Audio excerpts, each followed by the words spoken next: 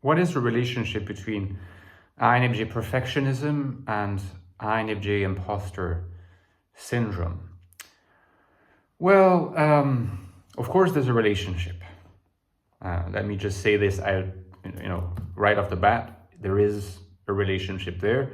It's what we all intuitively feel, and I would agree with this. But I might go against the grain in terms of how I trace the particular kind of connections and relationship between those two phenomena. I've made, not that long ago, a video about INFJ and INTJ perfectionism, and I've also made a video on INFJ imposter syndrome. So it is interesting to kind of tie them together and see what comes out of that. So the way in which I would go against the grain is I don't think that the root of the INFJ imposter syndrome is anti-perfectionism. What I do think is that the particular kind of anti-perfectionism that manifests in INFJs exacerbates and aggravates the phenomenon of lived imposter syndrome. That's where the connection happens. It doesn't cause imposter syndrome, but it interacts with it in such a way that it exacerbates it and makes it worse, okay?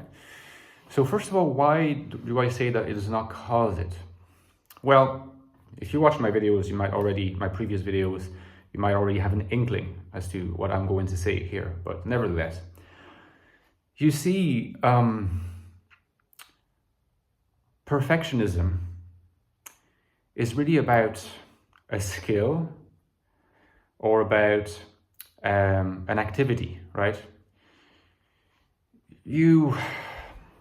Like if you say to your friend, or if you say to an acquaintance in a street or in a bar, in a cafe, or at work, or I don't know, I'm perfectionistic.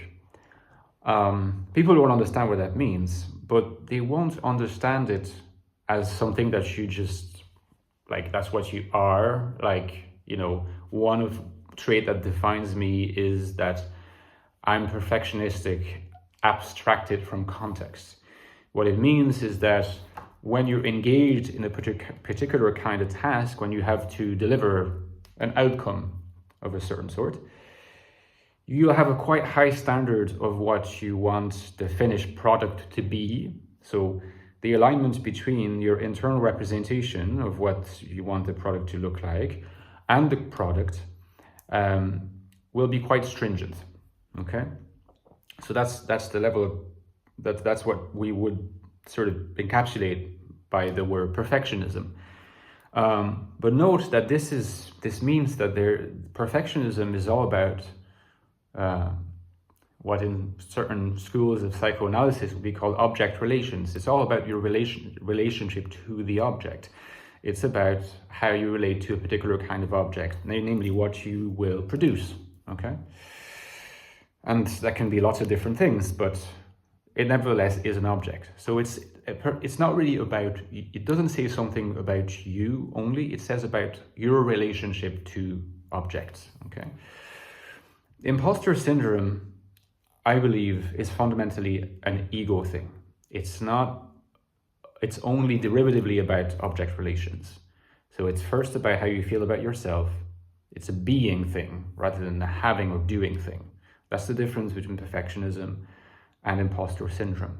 So in a sense, I think imposter syndrome is more fundamental and is related, as I've said in previous videos, more to self-esteem, whereas perfectionism is something that interacts only indirectly with self-esteem and is more likely to interact with the realm of doing that is tied to more so self-confidence. So someone who is highly perfectionistic, right, but has good self-esteem, it's not necessarily going to feel imposter syndrome. It's hard to fathom for people who experience imposter syndrome and are perfectionistic. It's very tempting to think the two are necessarily connected, but not necessarily. You have to understand that you can have people who are very perfectionistic. They'll take many years to finish a particular product, but it doesn't mean that while they're taking the time to finish it, they are feeling like imposters. Another way of realizing this is that there's a way of understanding perfectionism, for example, like a musician taking years at his craft to produce like a masterpiece. Well, this person thinks they can produce a masterpiece. So this person is very perfectionistic. Yes, they might bankrupt their label and they might bankrupt themselves or whatever, and it's going to be very painful. But at some level, they think they can produce a masterpiece. This is not a person lacking in self-esteem. So they're not going to be an imposter. An imposter, by definition, if we feel like we are imposters, we're not going to be in a situation where we think, well, I'm an imposter because fundamentally I want to create a masterpiece for this job, and that limits me because the conditions are not met to allow me to create this masterpiece. Okay, this is not what's going on. Imposter syndrome is much more going to be like, I'm living a lie. I'm not really the person for this job. They think my employer has recruited me, but they're mistaken. Like, I'm not really there to answer what they need. You know, I am, in a sense, I am dissimulating. Right? Can you sense that this is more about how you are than about what you do? Okay. But how does it still interact with perfectionism in a way that perfectionism can exacerbate it and aggravate it?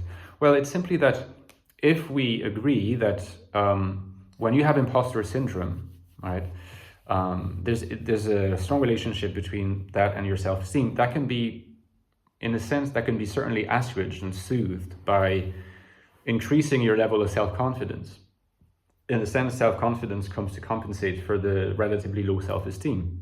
You need to get good at what you're doing.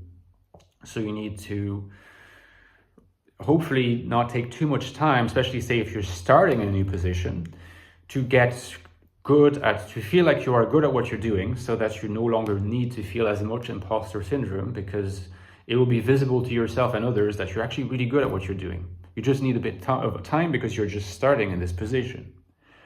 Now, if your standard of good enough at what you're doing is very high, it's going to take longer for you to get there, and potentially you'll never get there. You might self-sabotage, for example, and get yourself, sacked from the job. That can happen, or you can quit the job before you even get there, because the pain of feeling like an imposter is too intense, and you feel like you're never going to get to that reach. Like, you're never going to reach that level of competence that will allow you to calm these feelings down. If you're highly perfectionistic, your standard for when you are going to get to the right level of competence are going to be higher. So it will take you longer, and it will be more difficult to bear. And that's the way in which, if you're highly perfectionistic and perhaps you also don't have very high self-esteem, your imposter syndrome is going to last longer and is going to feel more intense.